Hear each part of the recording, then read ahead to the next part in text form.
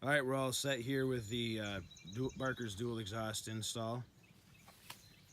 And this bike here, we put the aluminum oval cans on it. And he opted to go for the round cans for a different look, black powder coat. And this is another set of ovals, black powder coat. I think all three look good. All three installs that we did the full system.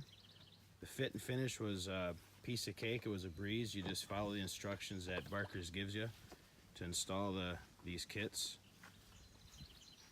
Awesome setup, easy installation, no complaints at all.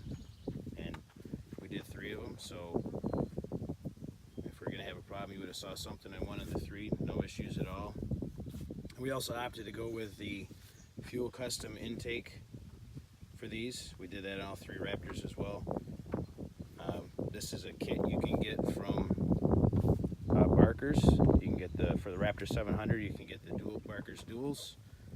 You can get this fuel custom intake, and they have a map for this setup. So if you have a DynoJet Power Commander 5 or fuel controller, all you do is just download that map right into your system, and away you go.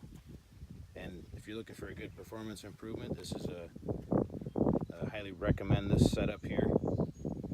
It has a nice look, awesome sound, and definitely see a increase in power with the Raptors out of this system. And we'll, at the end of this video, we'll splice in some stock exhaust sound, compare it to the Barker's without the quiet cores and with the quiet cores installed, just so you get an idea how they sound.